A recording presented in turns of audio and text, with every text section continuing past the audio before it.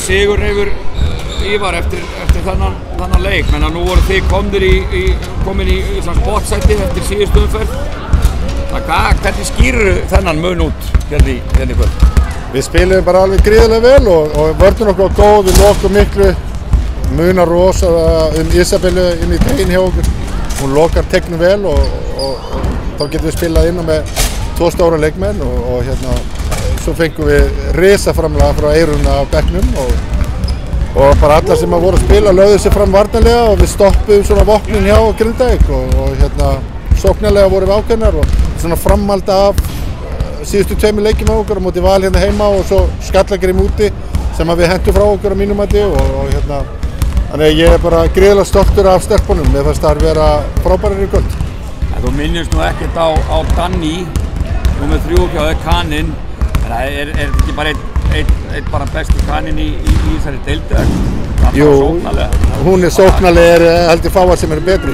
Ég er ekkert að minnast á hann núna því hún skilar þessu líka við framlega ykkur með einasta leiki á okkur. Það er bara eitthvað sem hún gerir alltaf og kemur ekkert óvart. Já, en hún var ótrúlega góð og hérna, hún átti, ég veit ekki hvað hún átti margar stóðsendingar, fráköst og ég held hún að vera nálægt 3-faldri tvennu hérna núna og hún var alveg stórkostleg. Eins og hún bara búin að vera hjá okkur, ég held hún að fá 2 lélega leiki, annars hún bara búin að vera frábær. Grindavík búið að vera svakalega flott fyrst mér núna eftir ármál, búin að vera í bara close leikjum í öllu nema bikarleikjum á móti Haukum. Þannig að maður átti vona á bara svaka baráttu, en hvað gerðu þið til þess að láta þetta líta svona auðvelt út?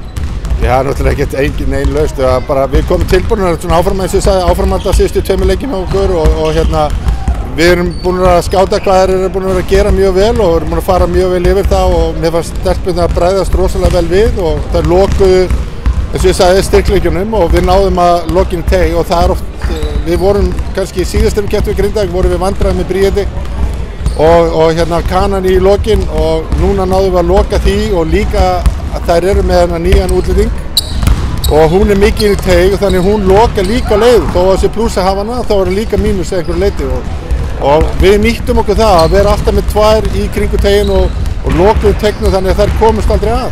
Ég meina Jordan sem ég búin að vera bara mjög hrifinn af í Grindavík, þannig að hún með einhvern 2 stig í hálfleik og enda með 8 bara að mínum að þið mætti rosalega flöti leik sem að varstu með eitthvað sérstaklega gameplan á hann eða hvað? Við náðum að eins og ég segi, loka tegnum og hún mjög sterk að dræfa á körfuna og hún svona þokkalegu skotmaður en aðalega hún mjög góður liðsmaður og góður að sækja körfinni og við náðum að loka eins og ég segi tegnum og hún komst ekkert. En hún fór aðeins að gera þannig í lokin en alveg rétt, hún var kannski ekki lík sjálfur sér en ég vil segja að vörðun hafi verið góð á hana.